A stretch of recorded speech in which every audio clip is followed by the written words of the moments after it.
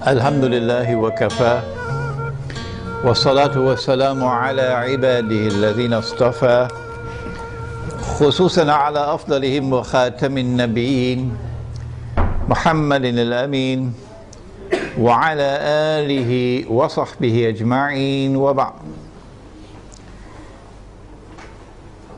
We begin with Allah's blessed name. We praise Him and we glorify Him as He ought to be praised and glorified. And we pray for peace and for blessings on all His noble messengers, and in particular on the last of them all, the blessed Prophet Muhammad sallallahu ta'ala alayhi wa sallam. Brother Adam Ibrahim, Secretary General of the Research and Information Institute on Islam, here in Tamantun, Dr. Ismail in Malaysia, in Kuala Lumpur. Brothers and sisters in Islam, Assalamu alaikum wa rahmatullahi wa barakatuh. We meet at a very dangerous moment in our history and in the history of the world to address you on the subject of implications of a Zionist Israeli attack on Iran, which now appears to be not only fairly certain, but also just around the corner. In the process of offering an explanation of the implications of such an attack, I would have to take recourse to Islamic eschatology to locate the implications of that attack in the larger framework of Islam's conception of Akhirul Zaman, because I am convinced that it is located precisely in that subject. In the process also of offering my analysis, I will have to offer opinions of mine. If a politician and a prime minister and a government official and a businessman and a carpenter and a taxi driver can offer opinions, why can't a scholar of Islam do the same thing? What's wrong with that? Provided, of course, that we recognize that only Allah does not make mistakes, number one. And number two, in my instance, I always insist that when I offer my opinion or my view on any subject, I insist that my audience should never accept my view unless and until you are convinced that it is correct. If you can offer me anything better than that, please tell me. I think I've reached the limit. So I should be allowed to offer my opinion and my views. I'm not a prophet. I don't have an angel or a jinn whispering into my ears. I'm offering you opinions based on analysis. And I have the right to do so. And those who warn people don't listen to Imran Hussein should be ashamed of themselves. Having said that, we say that Israel wants to attack Iran because Israel ultimately wants to rule the world. Because the Zionists want to rule the world. Because the Judeo-Christian Zionist European Alliance wants to deliver to the state of Israel the status of ruling state in the world. That's why we believe all these wars are taking place. But why does Israel want to rule the world? They said some 50, 60 years ago, and even then they were telling monstrous lies. So 9/11 was not the first lie.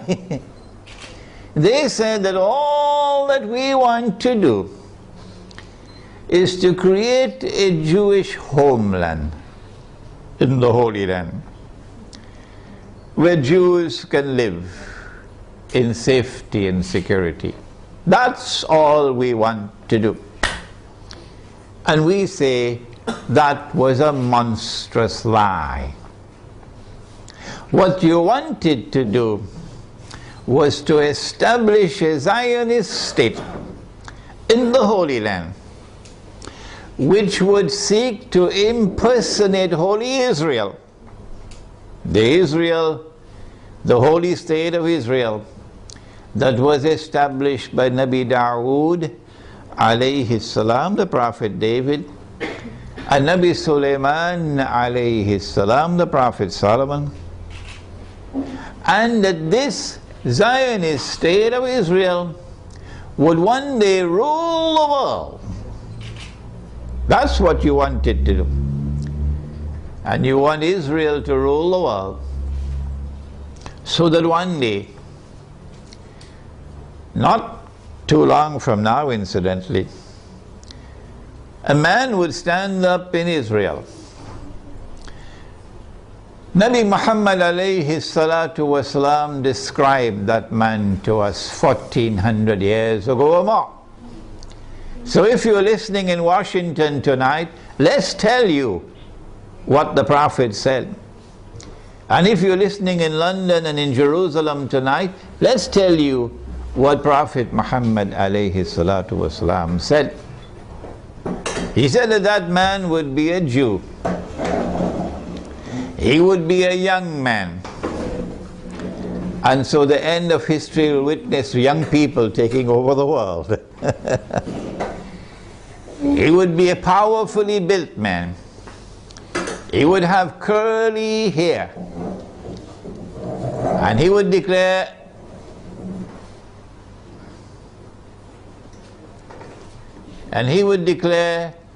I am the Messiah. But that would be a lie. The Messiah is the son of Mary. Sorry, more than that. He was the son of the Virgin Mary. There's only one virgin in the world who ever gave birth to a son and still remained a virgin. And that was Jesus, Nabi Isa alayhi salam. He is the Messiah. Muslims believe that. And most Christians believe that. I don't know whether the Zionist Christians also believe that. Somebody should ask them. He is the Messiah. And one day he's coming back, said Nabi Muhammad alayhi salatu wasalam. Whether Washington believes that or not is irrelevant. One day he's going to come back, said Nabi Muhammad alayhi salatu wasalam. And when he comes back, he's going to rule the world from Jerusalem. That is in the hadith, because he would be Hakimul Adil, a ruler who will rule on the basis of justice. Those who today rule the world do so with injustice. That's why they want this Israel to rule the world. Because that man who says, I am the Messiah, would not be the son of the Virgin Mary. No, said Nabi Muhammad alayhi salatu wasalam. He would be Al-Masihud Dajjal, the false Messiah, the Antichrist. Every Muslim knows about him. Most Christians know about him. I don't know about the Zionist Christians. And so lots of people know this subject. And that moment when that man is going to rule the world from Jerusalem appears to me to be around the corner. Maybe 20 years, maybe 30 years. And so this is why they want to attack Iran. We want to begin our analysis tonight by pointing out that there is a moral foundation to the law of war and peace. And that moral foundation is that you do not launch wars unless there is a just cause for it.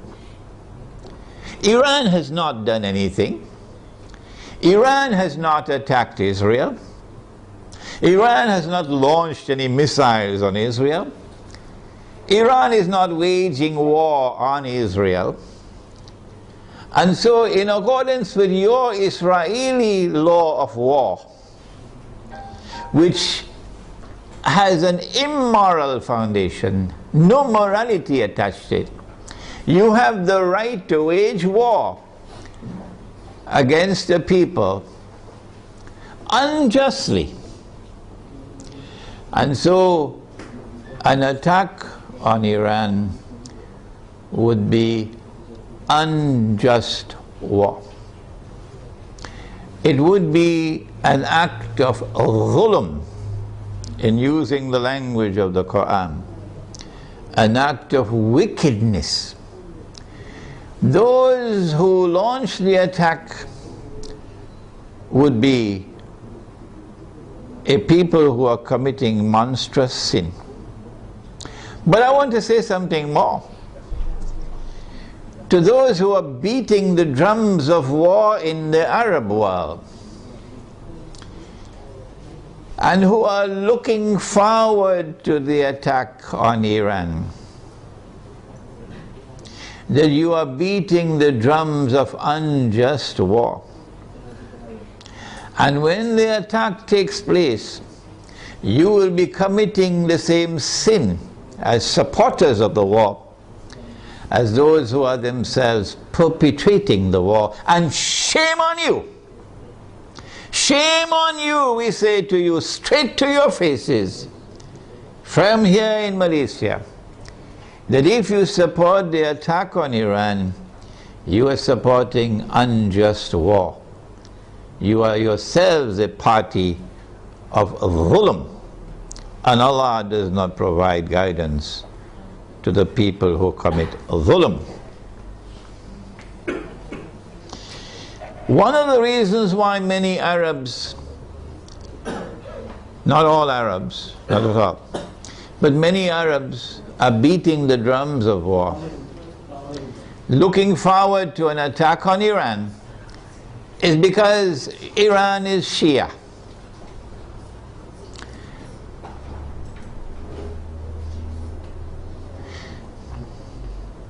They hold the view that Shia are kuffar, and hence it is permissible to launch war on the kuffar, the disbelievers.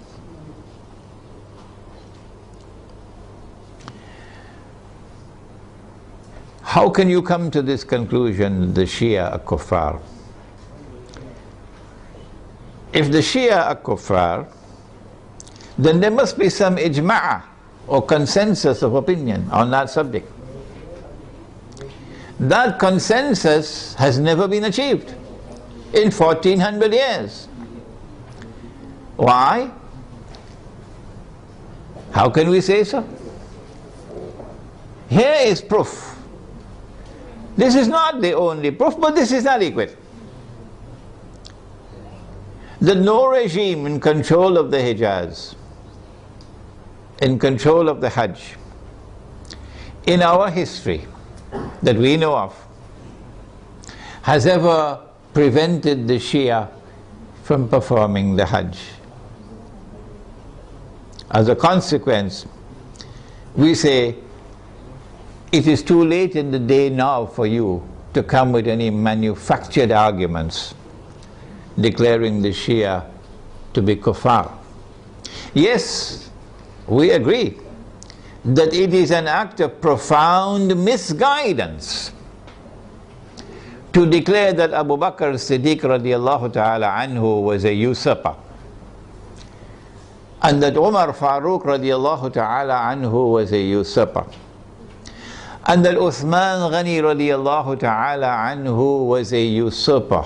3 of the foremost companions of the Prophet alayhi salatu wasalam.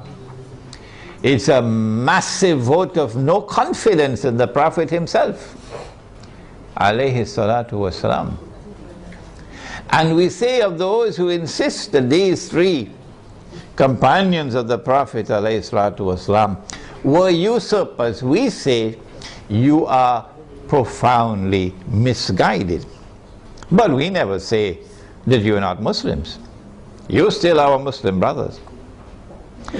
And so the argument that the Shia are kuffar and hence it is permissible to launch war on them is invalid. But secondly, does the religion of Islam say it is permissible to wage war on kuffar? Where did you learn your Islam from? Mars or Venus or Jupiter? Huh? This is the religion of Islam. Truth is from your Lord. فَمَنْ شَاءَ فَلْيُؤْمِنْ وَمَنْ شَاءَ فَلْيَكْفُرْ. Whosoever wishes is free to accept, and whosoever wishes is free to reject kufr. لَا إِكْرَاهَ فِي الدِّينِ, says the Quran. There is no compulsion in matters of religion. And so you are not permitted in Islam to wage war against any people because they are kuffar. No. There is a version of Islam today which has emerged in the world, which seems to have originated in Saudi Arabia with Sheikh Muhammad Abdul Wahhab. It used to be called Wahhabi, it's now called Salafi, and I have students of mine who are Salafi, and they are my students, which can best be described as a Protestant version of Islam. Protestantism in the modern world is a conception of religion which reduces religion to texts, and which interprets texts literally.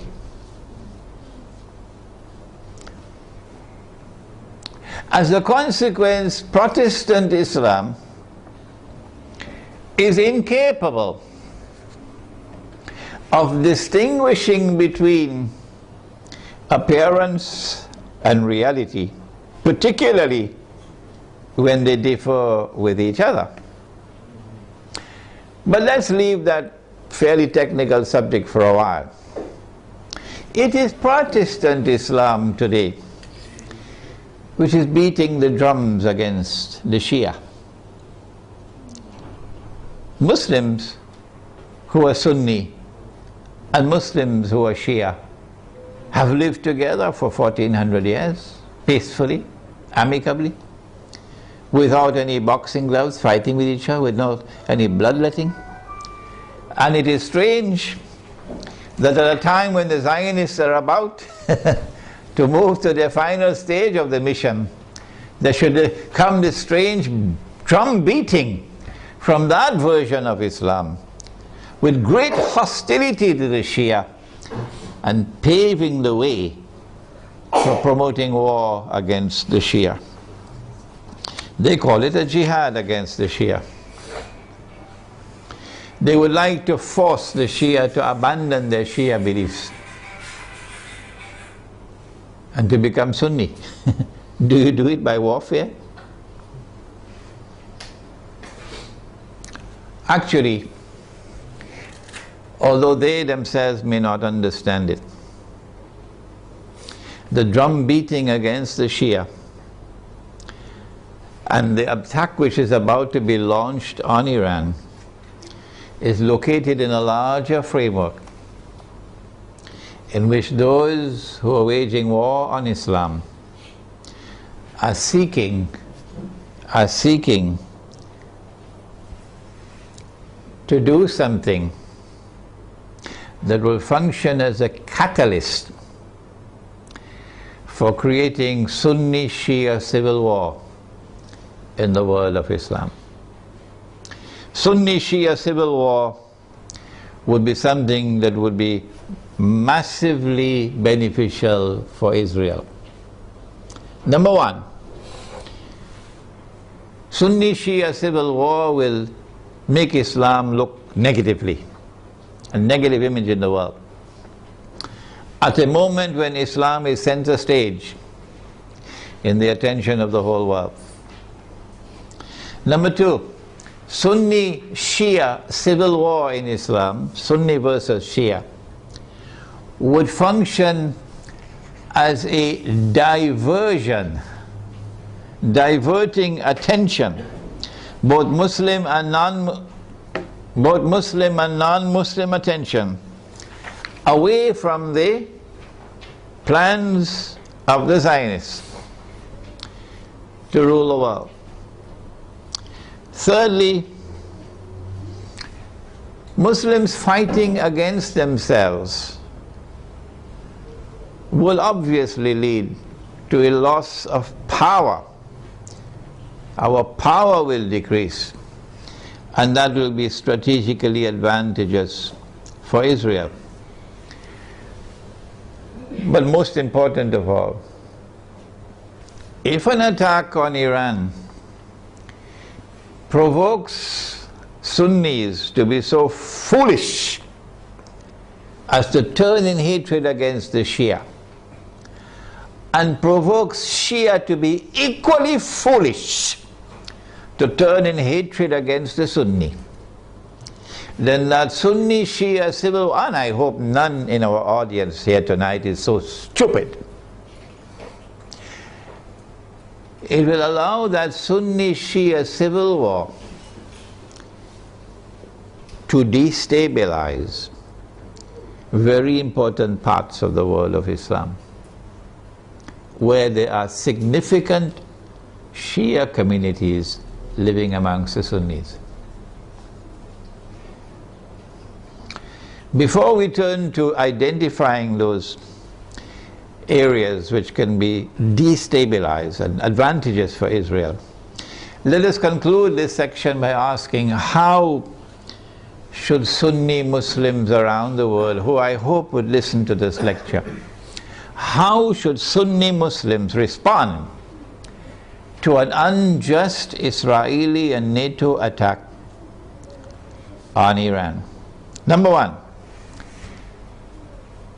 Sunni Muslims must follow the guidance of the Quran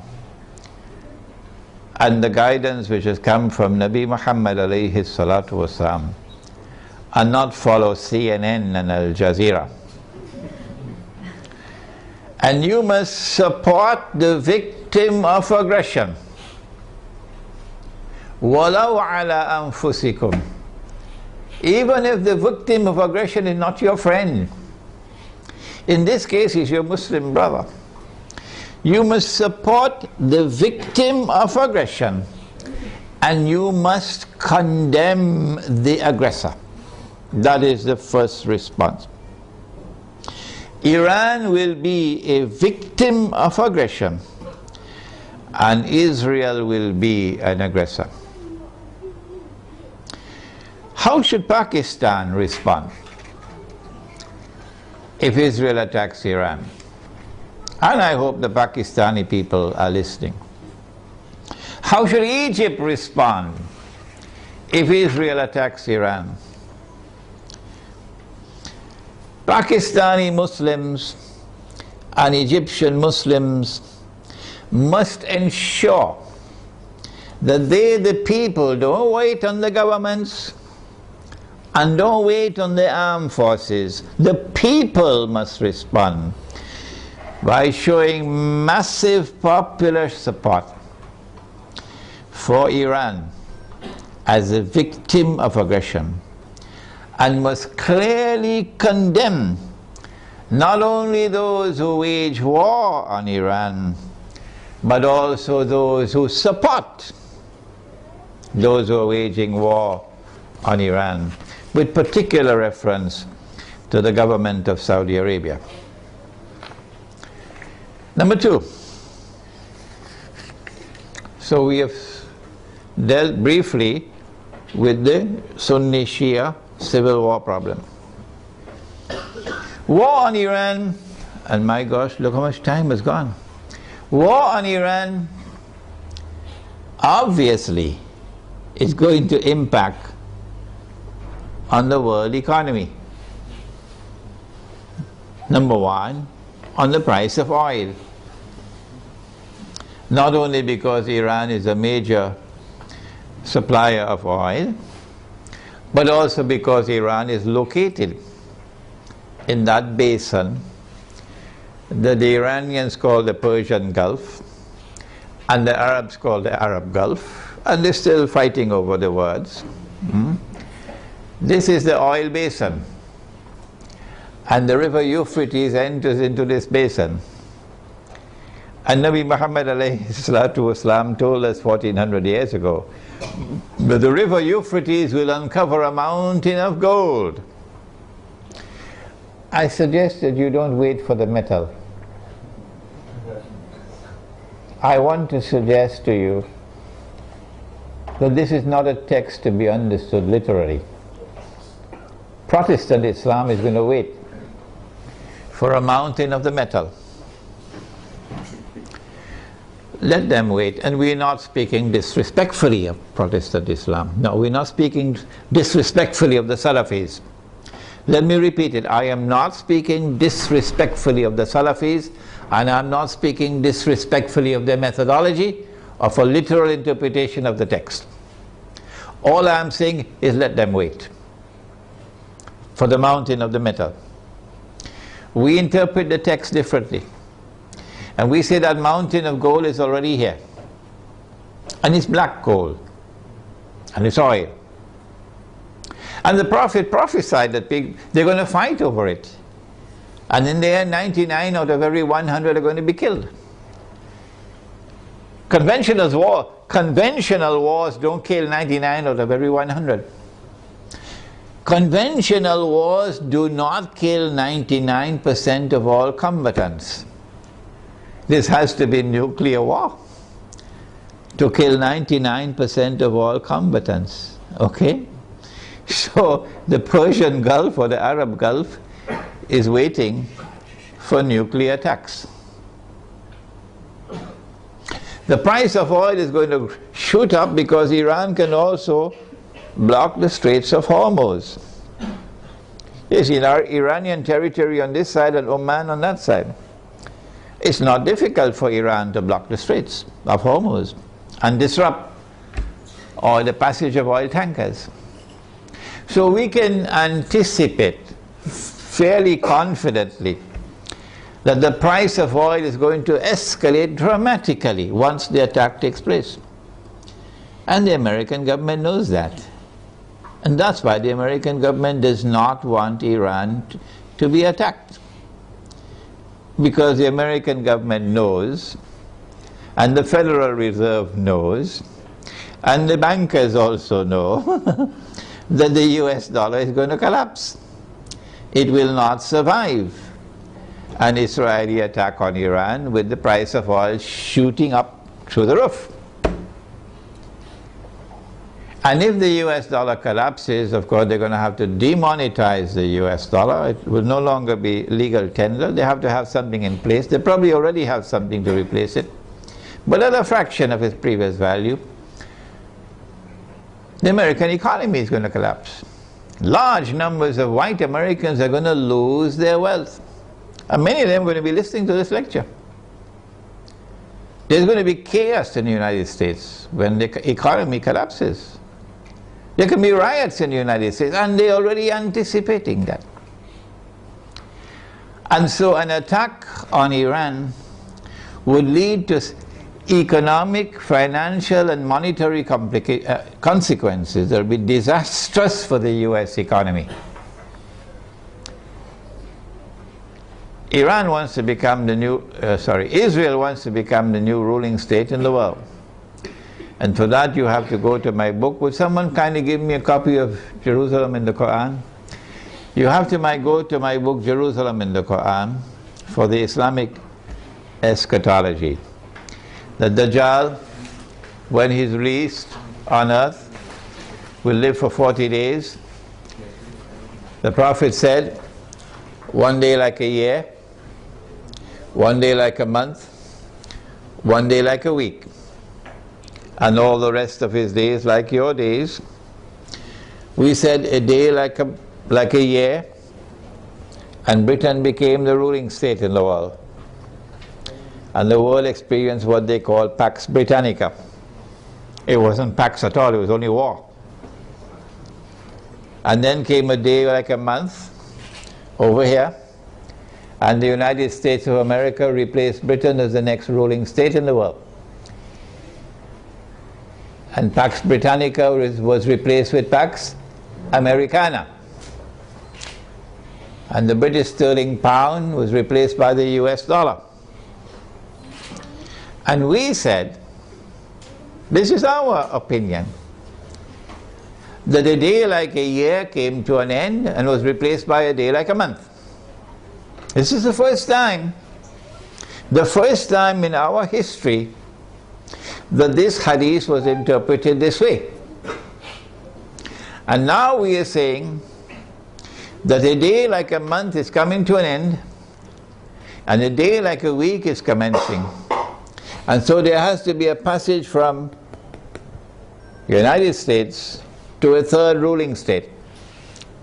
And 10 years ago when this book was published, we said the third ruling state is Israel. Israel wants to become the third ruling state. For Israel to become the third ruling state, the United States has to collapse. And so this is going to be the collapse of the economy. Not just the US economy, but more than that. With the dramatic rise in the price of oil, you're going to have a significant rise in the cost of living around the world. Transportation costs are going to escalate. Food prices are going to escalate. Energy prices will rise. And this is also going to affect the prices of manufactured goods. The poor of the world will sink as soon as Israel attacks Iran into greater poverty and in some cases destitution. In Yemen now, they can't afford to buy the cooking gas with which to cook. The middle class around the world will sink into poverty. And when there are so many poor, the majority of mankind in poverty, it's going to be easier. It is going to be easier to rule the world. But people who are too poor to organize themselves, to resist oppression and resist slavery. How should we respond to this impending economic collapse, financial and monetary collapse? How should we respond to the imminent rise of the cost of living around the world? How should we respond? My opinion, and I'd love to hear your opinion before we end tonight. My opinion is to go to that hadith of the Prophet sallallahu ta'ala alayhi wa sallam.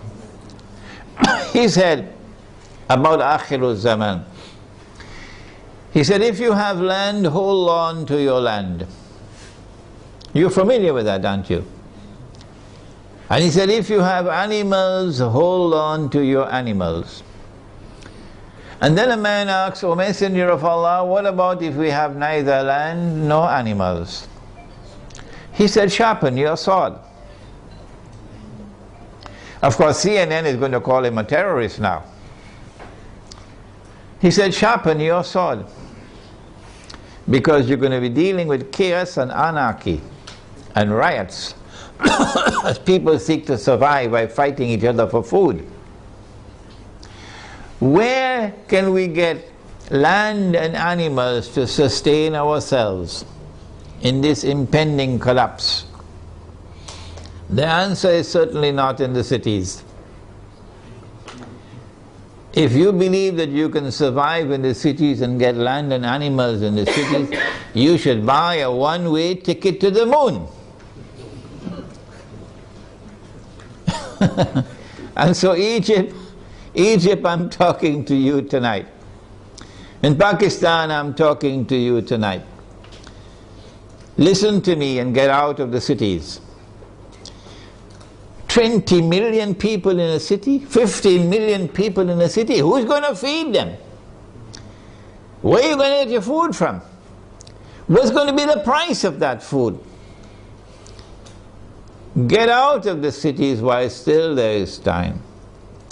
Go to the countryside. Go to where rain falls. Go to where there is water. And produce your own food. Dairy crops, food crops, dairy farming, milk and meat, so that you can survive the storm that is coming. Ensure there is water supply. Do not depend on oil for energy. Use natural energy. A bicycle is natural energy. Wind, solar energy, water energy. Number 2, live in small communities, because small communities can more easily sustain themselves without having to be dependent on supplies of food from outside the communities.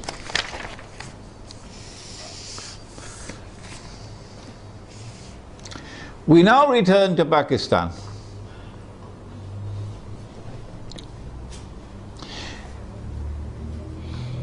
An attack on Iran can be launched simultaneously with an attack on Pakistan.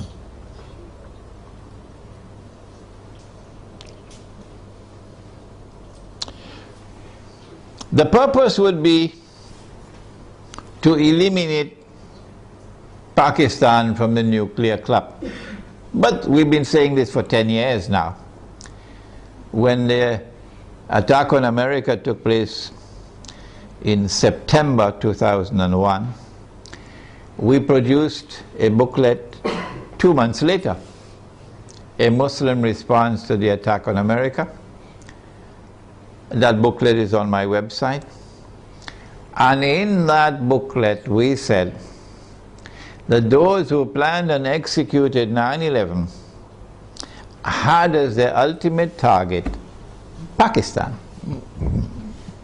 And they put the blame on Afghanistan so that they could put their troops in Afghanistan, so that they'll be advantageously located for moving in on the final target, which is Pakistan. Why Pakistan? Why is Pakistan so important? The answer is Pakistan is a member of the nuclear club. It is the only Muslim country which possesses nuclear weapons. And according to the Bible of the Zionists, no Muslim country must be able to defend itself. The Zionist Bible says that no Muslim country must have nuclear weapons. But the Zionist Bible says Israel can have as many nuclear weapons as it wants. And Israel should be able to also use its nuclear weapons according to their moral law. And because Pakistan has nuclear weapons, Pakistan has to be denuclearized. Their strategy for denuclearizing Pakistan appeared to me 10 years ago to be to try to so destabilize Pakistan that there may be civil war in Pakistan, and then use that civil war as an excuse that we have to save the world from a nuclear holocaust. We have to save the world from nuclear weapons landing in the hands of terrorists. And so we have a mission. For the sake of mankind, we have to attack and invade Pakistan and destroy the nuclear plants in Pakistan and destroy the nuclear weapons in Pakistan, and also break up Pakistan into bits and pieces so it can never rise again. When that happens, of course, we must have a Zionist friend to take over and control all the pieces. And it is time for Muslims around the world to recognize, including Muslims in Iran, that Israel's most strategic partner, most strategic ally in the world today, after the United States, is India, with Saudi Arabia neck and neck behind India.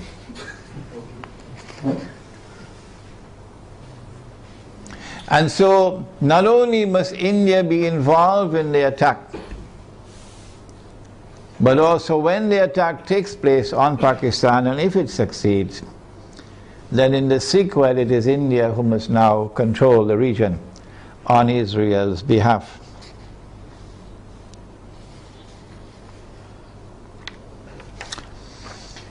An attack on Pakistan, a successful attack on Pakistan, and the denuclearization of Pakistan and the breakup of Pakistan into bits and pieces will impact upon Muslims in the whole of that subcontinent in such a way as to bring about a state of demoralization and despair,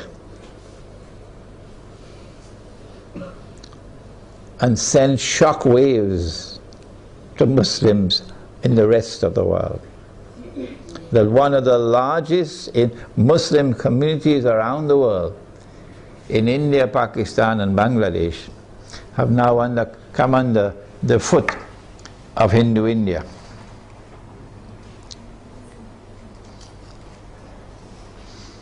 So India will rule the entire South Asia with NATO in control in Afghanistan. What should Pakistan do at a time like this late hour? Perhaps it's already too late for Pakistan to do anything, because those who have controlled Pakistan politically and those who have been in control of the Pakistan armed forces have distinguished themselves with their stupidity. And I have to use a harsh language. I'm so sorry to use this harsh language against them. Their awesome and monstrous stupidity these last 10 years since 9/11 in supporting war on terror, which is a euphemism for war on Islam, supporting NATO in their attack on Afghanistan, your innocent Muslim brothers in Afghanistan, and you supporting NATO, killing innocent people. But more than that, handing over the territory of Pakistan to the Zionists. Have you no shame? This is what you did for 10 years. That all the NATO supplies going to Afghanistan went to the territory of Pakistan, and it took you 10 years to stop it. Only when NATO killed 23 Pakistani soldiers, they didn't do by accident. They launched an attack on the Pakistani post while they were sleeping to send a message to you that that's it, the friendship is over, we're coming to attack you now. So only when that happened, now you're going to stop them from transiting the territory of Pakistan with supplies for the NATO troops in Afghanistan? How could you be so stupid to hand over 3 military bases in Pakistan to the United States so that drones could go and from above, pilotless drones, and killing our people innocently? And now when the knife is about to cut your throat, only now you're waking up? When the attack on Pakistan takes place, I think they already know what's going to happen. So all of these Pakistani Zionists, I call them Zionists, probably already have their suitcases packed. Like they did it in Saigon. And they'll all be flying to Miami and to Los Angeles and to New York to spend the rest of their miserable lives. These traitors. But I'm not talking about them tonight. I'm talking about the Pakistani people, as poor as they may be. In their poverty, they still love Islam. And they hate the government of the United States, which has been committing aggression and oppression with deception after deception. Feelings in Pakistan have reached fever pitch. They know in Pakistan the attack is coming. My advice tonight to them, if it is not too late, I don't know, what can you do?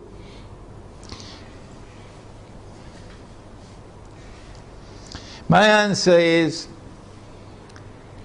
if you are to win Allah's help, you got to put your house in order.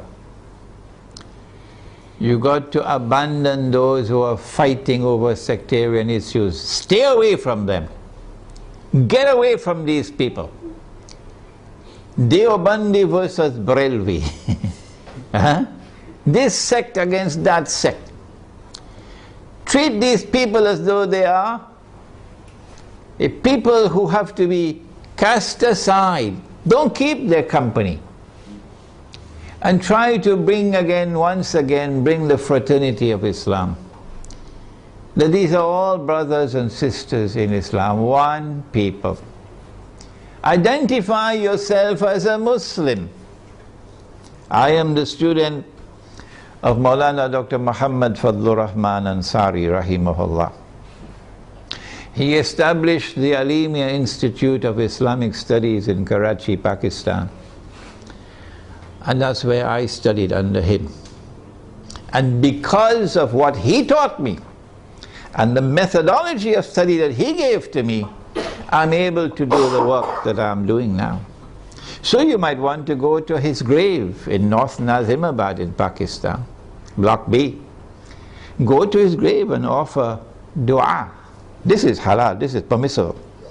To offer dua that Allah might forgive him his sins and grant him nur in his grave and grant him Jannah. Ameen. Maulana Fadlur Rahman Ansari rahimahullah never joined in the sectarian warfare in Pakistan. Never. And he established the Alimia Institute as a non-sectarian institute. He was not Deobandi and the institute was not Deobandi. He was not Barelvi and the institute was not Barelvi. Let me repeat that to those who are now controlling the institute, where I studied and where I was once the principal. He established an institute which was neither Deobandi, nor Barelvi, nor Ahli Hadith, nor Wahhabi. It was Muslim. And he said himself, I am not Deobandi, I am not Barelvi, I am not Ahli Hadith, I am not Wahhabi, I am Muslim. That's his statement. And that's the way out for Pakistan today. To get out of this cancer of sectarian warfare. Number two, Allah made riba haram. Pakistan is miserably poor today because of riba. The paper that you're using as money in Pakistan, the rupee, is bogus, it's fraudulent, it's utterly haram. And it's a vehicle of riba. Your ulama in Pakistan have not been able to recognize that all these years. Go look for those scholars of Islam in Pakistan who can recognize that paper to be bogus and fraudulent and haram, who can recognize so-called Islamic banking to be delivering riba through the back door, who can recognize that membership in the United Nations organization and submission to the Charter of the UN is a recipe to slavery, who can recognize that membership in the International Monetary Fund, which prohibits the use of gold as money, is a recipe for slavery. Look for such scholars of Islam and follow them. And also for the people of Pakistan, get out of the cities, go to the countryside, and seek to produce your own food to sustain yourselves in a tomorrow that is coming that's going to be horrible. Let us now turn to implications for the United States of America. As soon as Israel attacks Iran, and my opinion is that Israel is not going to attempt to deliver a knockout blow.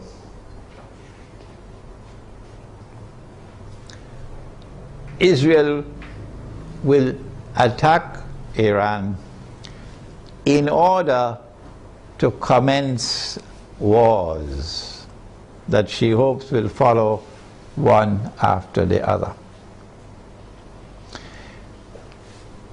As soon as Israel attacks Iran,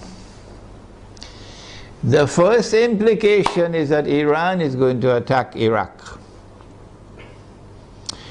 And Iran is strategically poised, advantageously poised, to attack the United States in Iraq. As soon as Iran is attacked, Shias around the world are going to respond with solidarity with Iran. And that includes the majority population of Iraq, which is Shia. What about the Sunni in Iraq? The Sunnis are waging a war against the United States. They want to get the United States out of Iraq. And if Iran attacks Iraq, the Sunnis are going to also intensify their attacks on the United States. And so the United States is going to be in a no-win situation in Iraq. You'll be facing enemies fighting you on all sides with no friends around you, none. I don't think, and I hope and pray, I don't think that NATO will succeed in getting the Turkish government to act so stupidly to attack Iran. I don't think it's going to happen. No. And let us pray that the Turkish government is not ruled by fools. And so NATO and the United States in particular are going to be faced with war in Iraq that they cannot win. And they can lose. They can lose.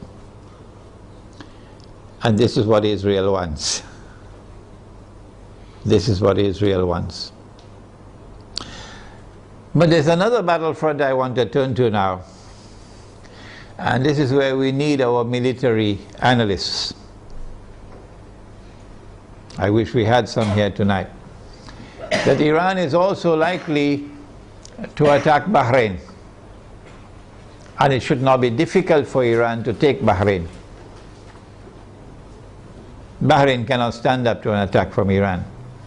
Bahrain is just across the water from Iran. I am suggesting to you that Iran is going to attack and take Bahrain.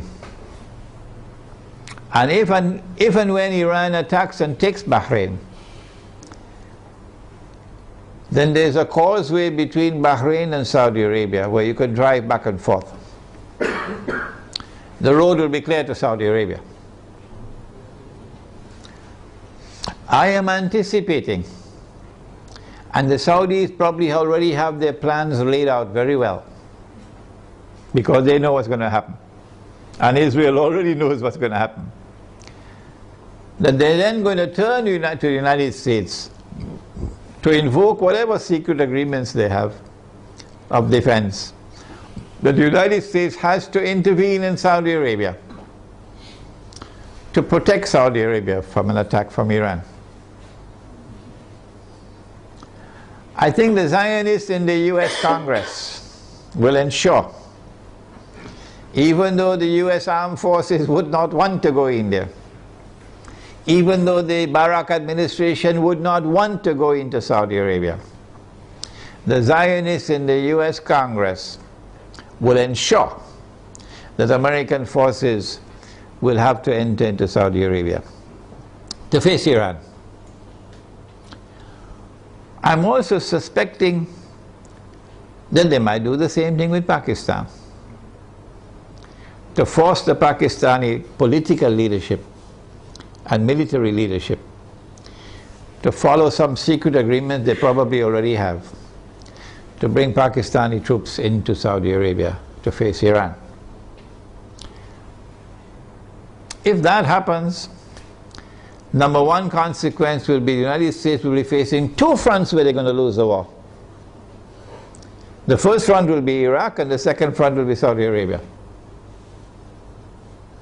And Pakistan will be facing defeat in Saudi Arabia and civil war in Pakistan.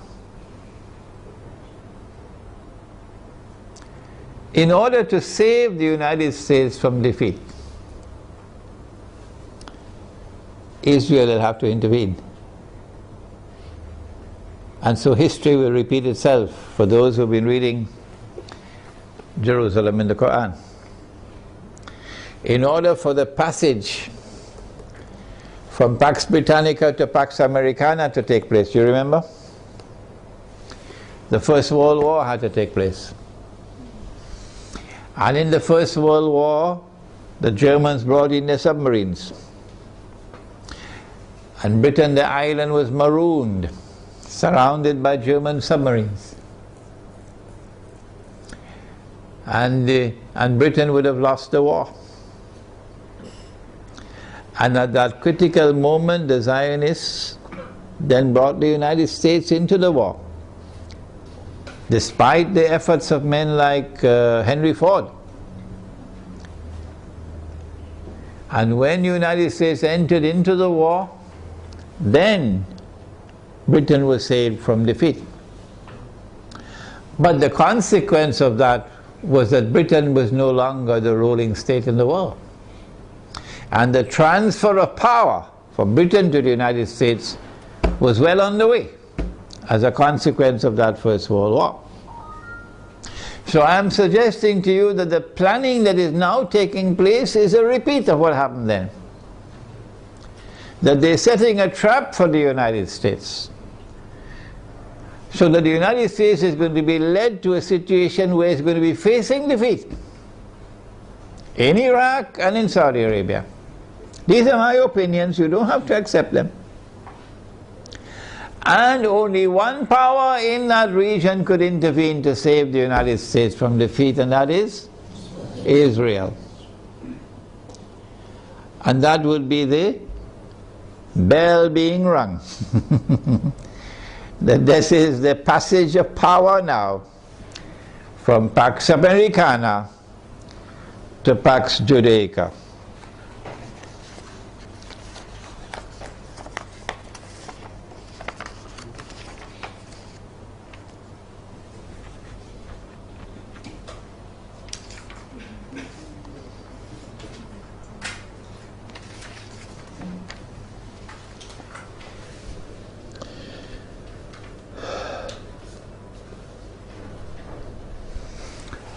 This is the Islamic eschatological dimension to the analysis that a day which is like a month will now be coming to an end. and a day which is like a week, according to the hadith, will now be beginning. The Protestant version of Islam, which is the Salafi version, insists that somewhere on earth, we just have to search, maybe somewhere behind Greenland, you're going to find a place on earth where a day will be like a year. So my answer is, well, keep on searching. Keep on searching. And I'm not speaking scornfully, that's not my way. I am not speaking in any derogative way, disrespectful way, that is not my style. No. I have the right to say, however, this is your methodology, so keep on searching. We have interpreted the text differently, this is our interpretation. And we have insisted time and again that no one should accept our interpretation unless and until you are convinced that it is correct. We said a day like a year is a different dimension of space and time than the one in which we live. So too a day like a month, and so too a day like a week. But Dajjal is here on earth, but you can't see him. Only when a day which is like a week comes to an end, after Israel has ruled the world for a day which is like a week, only then would Dajjal appear in our world as a human being, as a young man, powerfully built, curly hair and so on, to rule the world from Jerusalem. And so our Islamic eschatological analysis is that the United States is being led with a controlled demolition of the US dollar, not happening by accident. A controlled demolition of the US economy is not happening by accident. And a trap being set for the United States militarily, so that the United States will can no longer be recognized as the ruling state in the world, and Israel can replace them. I want to end now by turning to two actors, and we thank Allah that He created both Gog and Magog. If He had created Gog alone, we would have been in a lot of trouble now. But He created both Gog and Magog. And He gave both the Gog and Magog the power that none can fight them except Allah Himself. So if Gog and Magog turn against each other, they'll destroy each other, wouldn't they? If you do not understand the subject, I have a book at the back entitled An Islamic View of Gog and Magog in the Modern World. And again, as usual, the Salafis are rejecting that book. Imran Hussein is misguided. I think that for Russia and for China, an Israeli attack on Iran, particularly if it involves the use of nuclear weapons, would be recognized as a threshold being crossed. That so long as you did not cross that threshold, Russia and China were prepared to go along and continue. In the Security Council of the United Nations, for example, cooperating and collaborating where possible in managing the affairs of the world. But once you cross that threshold, the implication for Russia and China is that you have crossed the point of no return. And that an attack on Iran is now going to inevitably lead to world war.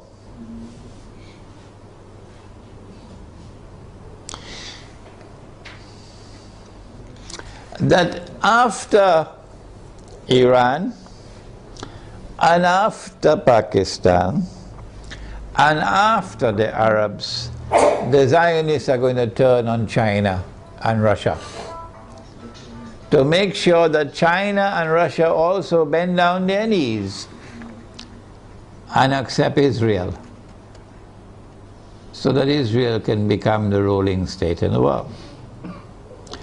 No Jew is going to accept Dajjal as the Messiah if Israel has not established its dominion over the whole world. No Jew will accept Dajjal as the Messiah when he comes if Israel at that time has not established its political and economic dominion over the world.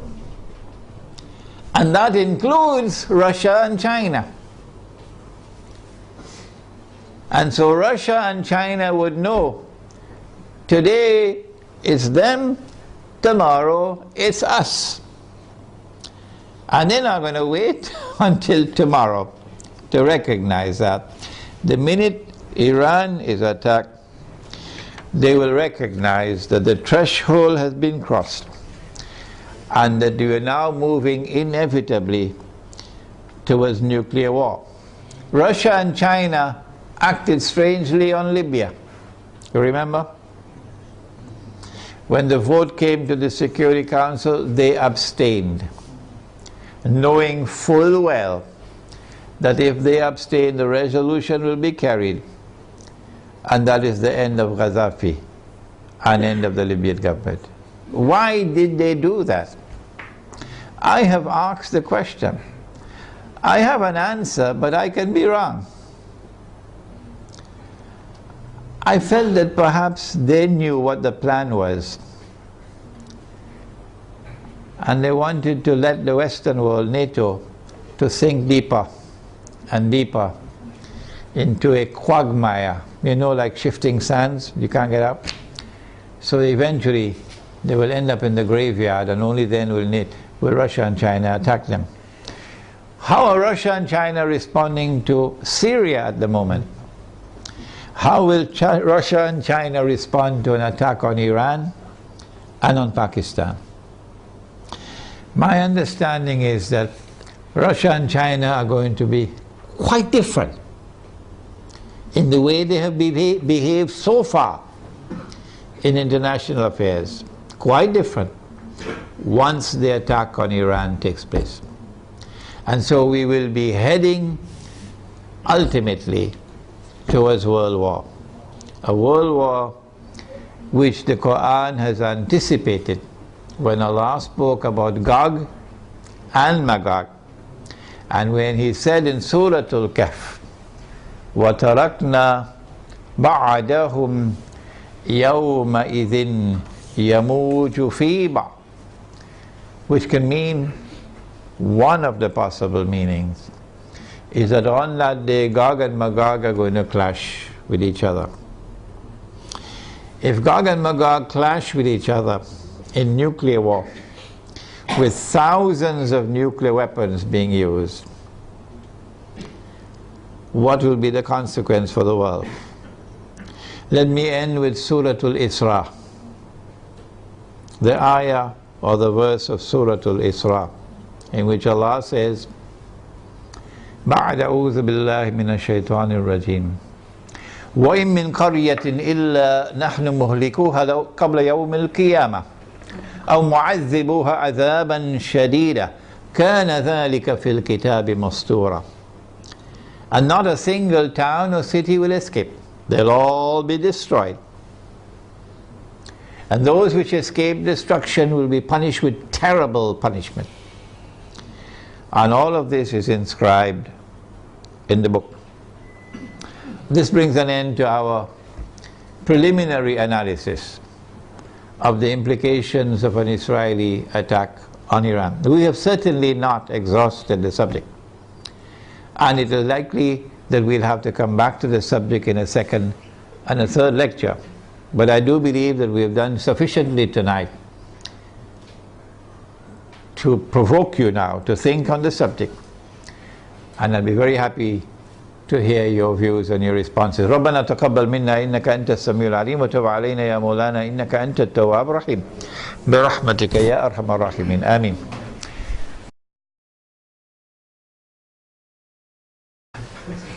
The question is, how do I view the response of the Pakistan Armed Forces now when the curtain is about to be drawn and NATO has already sent, by Federal Express, they sent a message to Pakistan, we're coming for you now.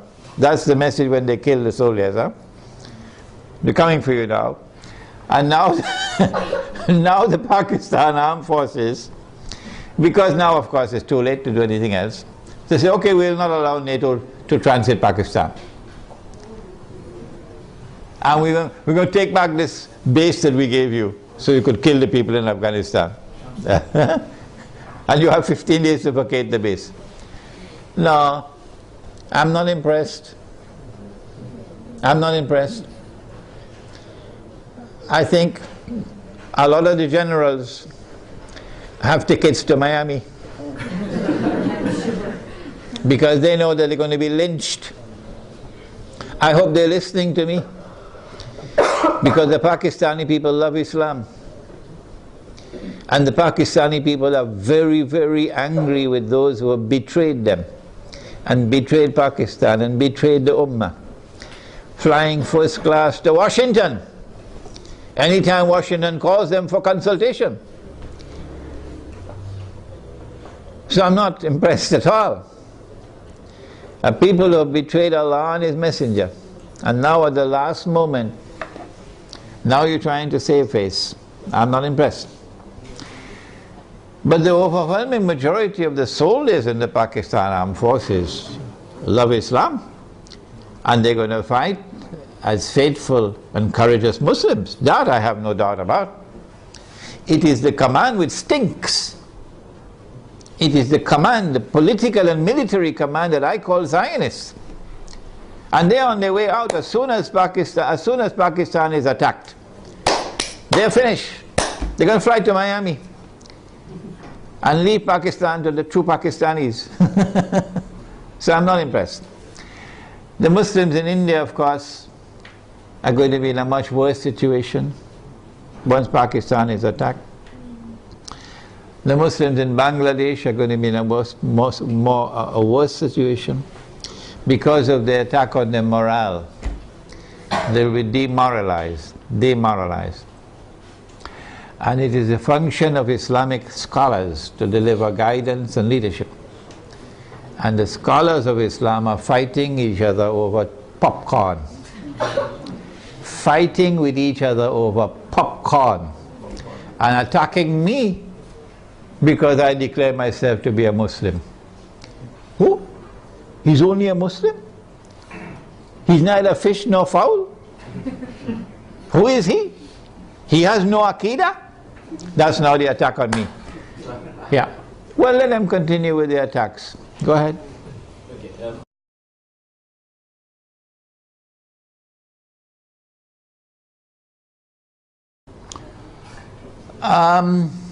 The question is whether the world is going to come to an end, Armageddon, the war of all wars, which will destroy most of humanity. Is it going to take place next year, 2012? No, I don't think so. No, I don't think so. I mean, Israel will wage war on Iran. I believe that 2012 will witness the commencement of a series of wars, one after the other. And Singapore knows that very well. And these series of wars, once they are commenced, they're not going to stop until Israel replaces the United States as the ruling state in the world. I do not anticipate the clash of Gog and Magog, meaning the Russian-led alliance against the American-led alliance, which will destroy every town and city. I do not expect that clash to take place immediately. Maybe another 20 years or so, but I can be wrong. Any more questions? I am not certain that when Israel attacks Iran, that they're going to use nuclear weapons.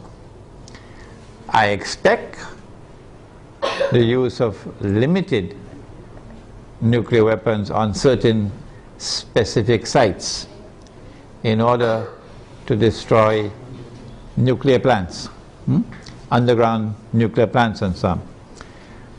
But I hardly think that Israel is going to use tactical nuclear weapons in populated areas. The public opinion around the world, the backlash of public opinion would be too great. The hadith he has asked about, that Dajjal will be followed by 70,000 Jews from Isfahan wearing their Persian shawls. And he says that there are now about 30,000 Jews in Iran. Part of the strategy adopted by Gog and Magog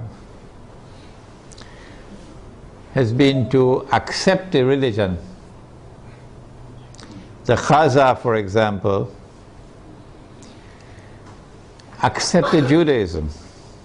And so the world witnessed for the first time the unique phenomenon of something called a European Jew.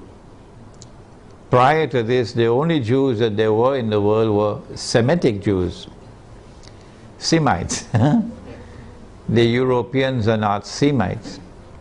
But when the Khaza accepted Judaism, this is a historical fact, they accepted Judaism, the European Jews came into being. And the Quran accepts as a Jew whoever claims to be a Jew. You may not be an Israelite, but if you declare yourself to be a Jew, then we accept you as a Jew. And so when the Prophet said, alayhi salatu wasalam, that you're going to fight the Jews, and you're going to defeat them, and at that time the stones and the trees will speak, and they will say, there's a Muslim, there's a Jew hiding behind me, come and kill him. It's not referring to any Israelite Jew alone, referring to all Jews, European Jews as well as Israelite Jews. 40,000 Jews from Isfahan, therefore, could be Jews both Israelite and non-Israelite. Sometimes, 70,000, sorry. Sometimes when the hadith uses a figure, it uses it figuratively, can't get the pronunciation, as a figure of speech. For example, a man asked the Prophet ﷺ, which is the first masjid which was built. He said the Kaaba. And then he asked which was the second masjid which was built. He said Masjid al-Aqsa in Jerusalem. And then he asked how much time elapsed between the two. He said 40 years. 40 years for a few thousand years? 40 years for a few thousand years between this one and that one? How could it be 40 years? So sometimes the hadith will use a number as a figure of speech. It does not therefore have to be understood literally. One of the reasons for the attack on Iran, this question now allows me to expand my analysis, is because the Zionists want to get rid of the present government in Iran. You can choose to believe what you want, but I accept that the present government of Iran is sincere in its opposition to Israel and its support of the Palestinians. You can choose to believe what you want, that's your business. This is my opinion. My view is that one of the reasons for the attack on Iran would be to bring about regime change in Iran. The present regime in Iran is not a militantly Shia regime waging Shia-Sunni sectarian war. No. The present regime in Iran is willing to establish fraternal ties with Sunnis. yes, they do not permit any Sunni masjid to be established in Iran. So Sunnis in Iran do not have Salatul Jummah, they have to go to the masjid under the Shia control. And that, of course, is something we don't agree with. But that's not a cause for taking up guns and fighting them. No. So I understand that the government in Iran at this time is a government which is prepared to try to establish Shia-Sunni solidarity. This is my view. And this is something inimical to Zionist interests. The Zionists would like to direct the Shia world in a direction of confrontation with Sunnis. And for that, you need to have regime change in Iran. And if they succeed in that regime change by attacking Iran, they will want a new regime to emerge in Iran, which will be militantly sectarian and facilitate the emergence of a civil war between Shia and Sunni. At that time, if this succeeds, then I believe we'll see the fulfillment of this hadith about Dajjal being followed by 70,000 Jews from Isfahan wearing their Persian shawls. Any more questions? The question pertains to the use of gold and silver as money and the utility of buying gold and silver at this time when the gold stocks of the world are controlled by those who are not Muslims, and that by buying gold you are enriching non-Muslims. I have a book at the back entitled The Gold Dinar and Silver Dirham, Islam and the Future of Money. Whether we like it or whether we don't, the world tomorrow, in my opinion, is going to return to gold and silver as money. Whether you like it or whether you don't. I came to this conclusion about 2 years ago perhaps, because of my study of Islamic eschatology, that no Jew will accept Dajjal as the Messiah. None. If Israel is using paper money. Because every Jew knows what the ulama don't know in Islam. Every Jew knows what the muftis don't know in Islam. Every Jew knows that this paper is bogus, is fraudulent, is utterly haram. Every Jew knows that. And it's a vehicle through which mankind is ripped off of their wealth. They all know it. It's only our scholars don't know it. In order for Dajjal to convince the Jews that he is indeed the true Messiah, he's going to have to bring back the money which the temple in Jerusalem used to mint. The temple built by Sulaiman alayhi salam minted its own gold and silver coins. Because the Roman government minted coins with graven images, and this was not kosher, not halal, to put a human head on the coin. And people had to go to the temple with their Roman coins, and you had to pay the rabbis for services like making zabiha of animals, to sacrifice an animal. Only the rabbi could do it in the temple. How would you pay? Because this money is not halal, with a graven image. So there were money changers in the temple who will change Roman money to temple money. And the money changers were ripping off the people.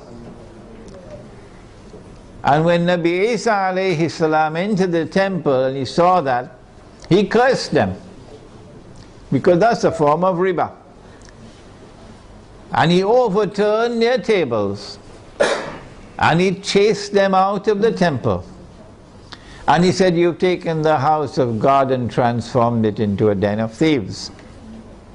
So every Jew knows that the temple minted its own coins, gold and silver. And so Israel has to return to gold and silver as money. And therefore the Zionist world has to return to gold and silver as money.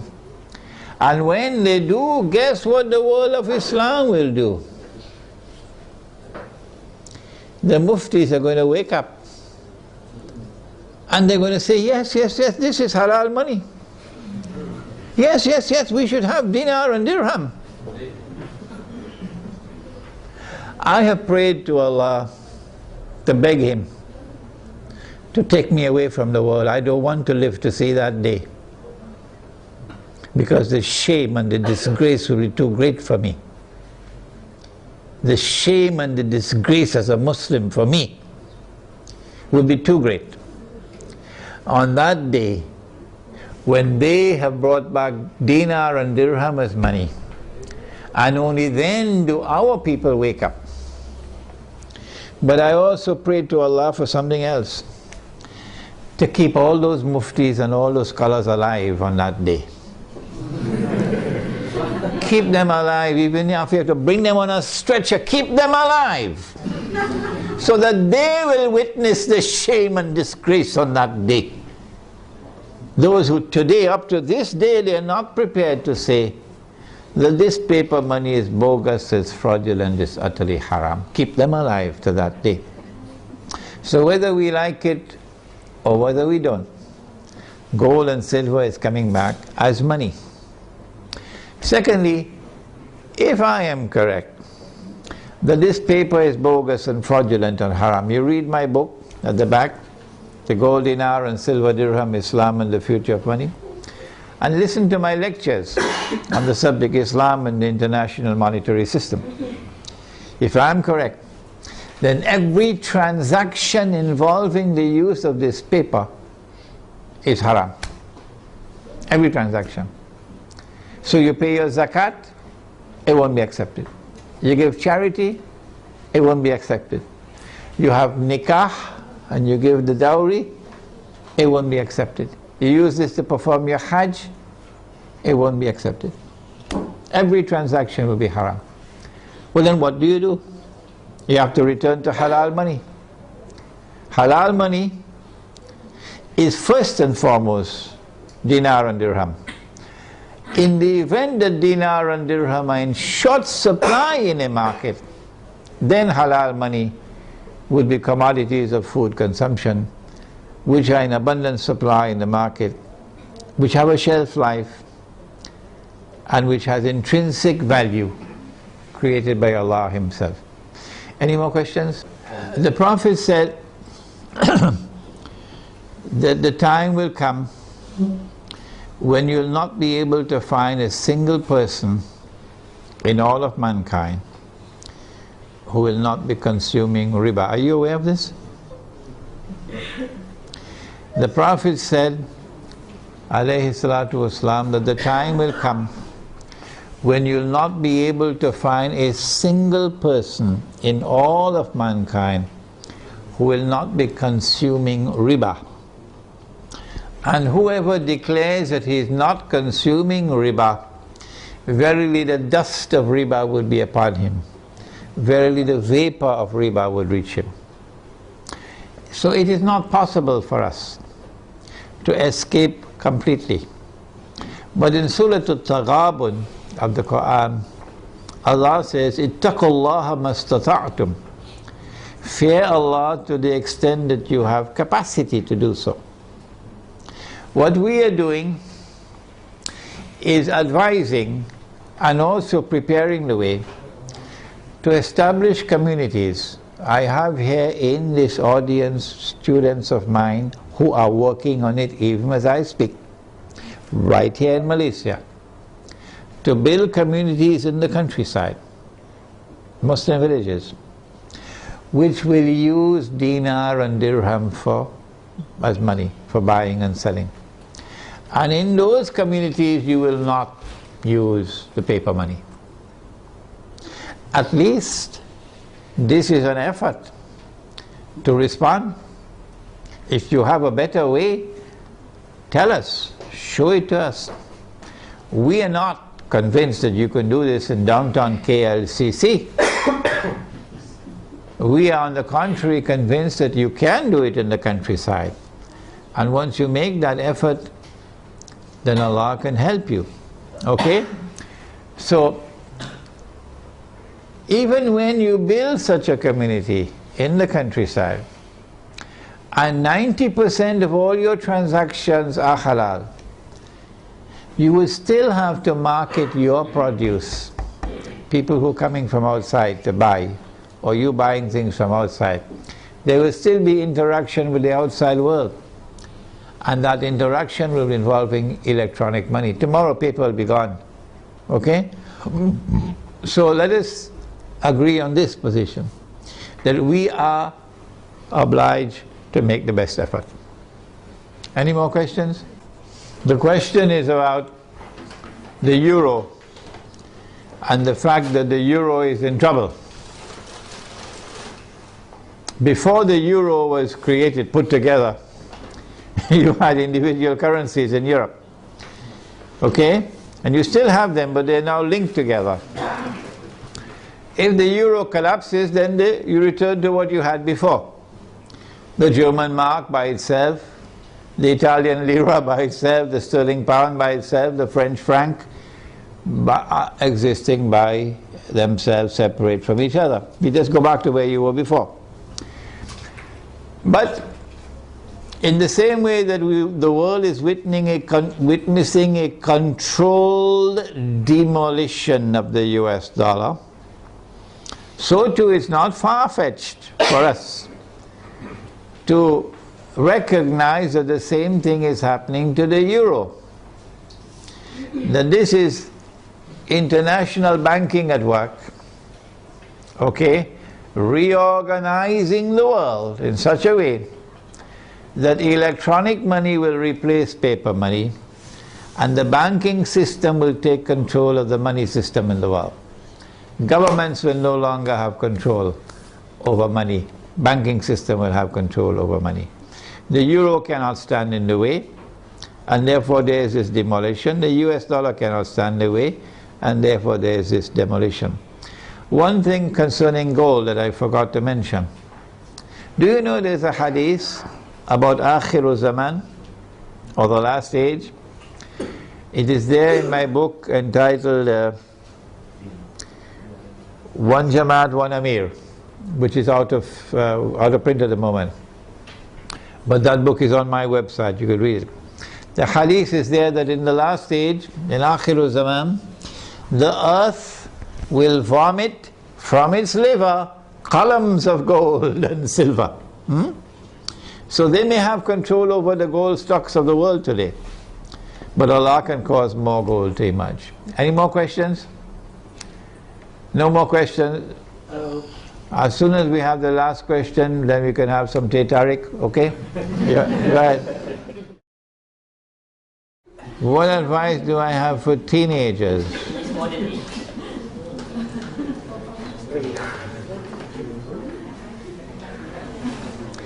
He said that Dajjal will be a young man. A young man. And I said, based on that hadith, that tomorrow the young people are going to rule the world. Today, when I buy some, I don't know whether you've ever heard the word. It's a word that is very strange in my vocabulary. I never heard it before 10 years ago. Something called top up. Top up. Yeah. Top up. Yeah. So when I buy this strange thing called top up, I have to ask the fellow to put in the money for me, because I don't know how to do it. And I'm really not interested in learning how to do it. If you make the mistake of sending me a text message, you'll wait a couple of years to get a reply. Because I don't know how to send text messages, and I don't want to learn to make I do not want to learn. I have enough misery in my life answering 100 emails every day. Why should I make my life more miserable? With text messages. The young people are the ones who are going to be technologically literate. And all the people will behave the way I'm behaving. So young people are going to rule the world and run the world tomorrow, as the world becomes more technologically interlinked. So young people have a strategic role to play in the world which is now coming into being. Because at that stage of youth it is easier for them to learn these things of technology. But Surah Al-Kahf of the Quran has delivered to us a very important guideline. And that is that the ones who will show the greatest understanding of Dajjal, the quickest understanding of Dajjal, and the ones who will display the best backbone. You know they had backbones made out of iron and steel, and you know there are also backbones made out of recycled paper. You know that? So the ones who are going to demonstrate the greatest backbone for resisting the oppressor are the young ones. This is in Surah Al-Kahf of the Quran, the story of the young men in the cave. And this has been my experience, that the ones who show the greatest resistance to my message that I deliver are the elders, and the ones who are flocking to me and longing to learn from me and insisting they're going to come to Malaysia, they're going to come to KL, whether I like it or not, they're coming to study with me, are the young ones. Some of them 15 years of age, 16, 17 years of age. And they're going to be listening to this lecture. And they show sharpness of understanding, and their parents are opposing them. And so, I believe being young, and if your heart is not corrupted with pornography, which is around the corner, being young, and if you do not corrupt yourselves in sexual promiscuity and destroy your inner light, being young and your heart being guided in the right path, then tomorrow for you there is a glorious day ahead, because you're the ones who are going to take the flag. You're the ones who are going to carry the flag of Islam tomorrow. And that's what the story of young men in the cave. Do please read my book, Surah Al-Kahf and the Modern Age. Last question. I can't remember when last I used the word Taliban. No. I refer to the authentic Islamic resistance. The authentic Islamic resistance, resisting oppression in Afghanistan, resisting oppression and occupation in Iraq. What do I think of them? They are the ones who tomorrow are going to lead the army. They are the ones who are going to open the way for the army which is going to march straight to Jerusalem. This is the only armed resistance in the world of Islam with a guarantee of success by the hadith. Guarantee of success. And we must support that armed resistance in Afghanistan and in Iraq in whatever way we can, with our tongue, with our pockets, in whatever way we can. All right, that's enough for tonight. Wednesday night at the Tanaga International University. Tanaga National? No. Tanaga National. At the Tanaga National University in Bangi. At the same time, 8 o'clock. And the topic is Islam, the United Nations and the New World Order. And then on Saturday, the last one, at UIE in Gombak, on the coming financial crash.